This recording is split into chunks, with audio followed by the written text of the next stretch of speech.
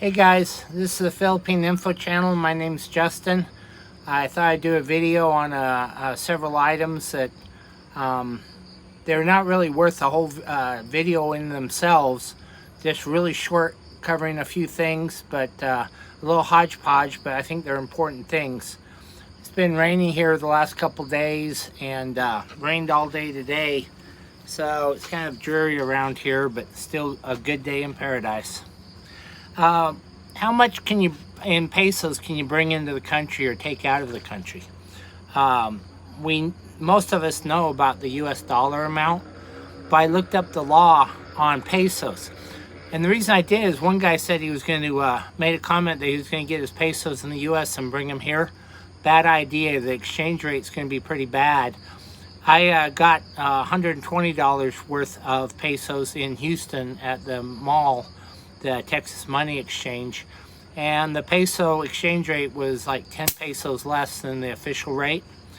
And here at the airport or at the bank, it's about 1 peso or half a peso less than the official rate.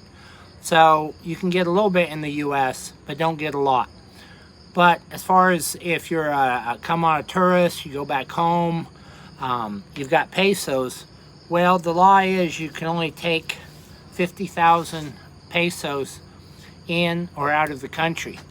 And it doesn't say that you can take more if you declare it. It just says that's the limit.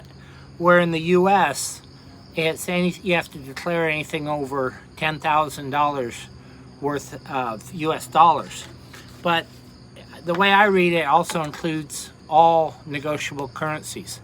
When I first came in, I came in with euros that I had left over from a trip to Italy.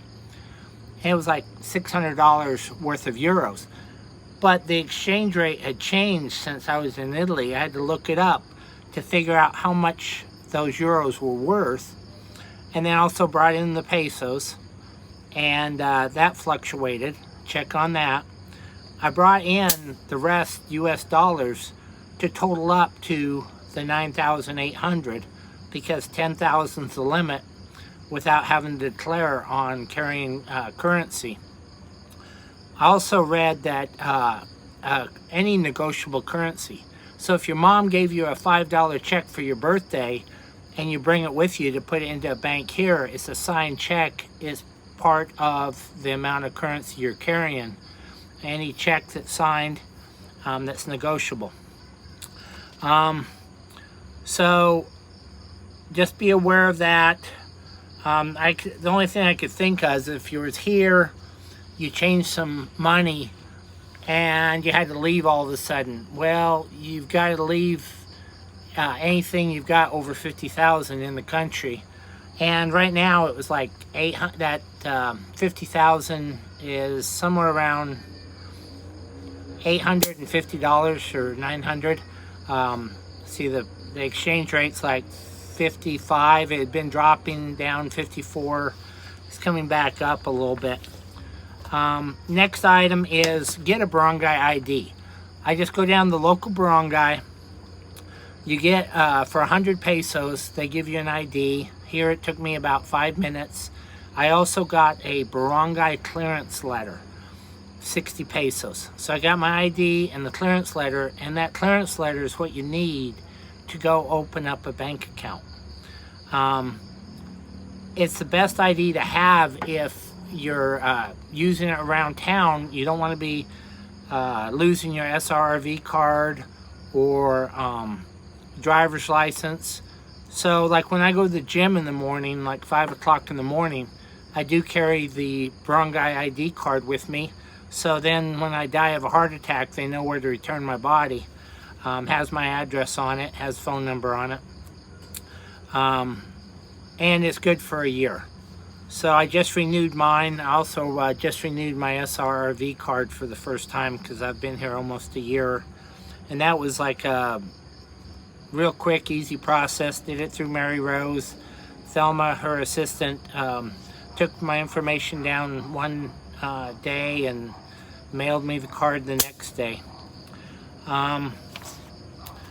The next item I have is on my motorcycle video when I did it, there were some questions asking about insurance, and to explain that a little bit more. With your motorcycle registration, I believe it's the same with cars, your basic liability insurance is included in your registration. So if you have the registration, it shows that you have insurance, and you renew it once a year. Now, if you want, that's just liability insurance. If you want comprehensive insurance, then you've got to go to a company and pay to get like a regular policy like you would in the US. But my bike brand new was like $1,300 and some dollars. So if it gets totaled, oh well, because you know it's not worth me getting insurance on that cheap of a bike. The next thing is time zone, time difference. Now, most of us who grow up in the US, we are used to dealing with time zones in the US. I'm talking about the lower 48, the 4 time zones, because like even on TVs, they'll say the TV shows 7 p.m. Eastern, 6 Central. And when you call people in California from the East Coast or the Midwest, you know there's a time difference. So most people understand that. Well, some guys who are calling Steve are forgetting that, because they wake him up at 2 in the morning, 4 in the morning, when he specifically says for people to call him in the evening, like 6:30 to 9 p.m. Manila time. Now, the Philippines has only one time zone, and that's why I've talked with some people here. Some of the girls I talked with, they didn't understand that. When I was back in the US, they thought it was the same time as here, and they just weren't used to time zones and different parts of the world being on different times. Manila here right now is 13 hours ahead of East Coast, Atlanta time. When it's daylight savings time, then we're 12 hours ahead. So that makes it like right now in California, we are 16 hours ahead. So if you're going to call Steve, figure out what time it is here before you call. Because this week he's gotten a couple early morning, late night calls that shouldn't have happened. Let's see.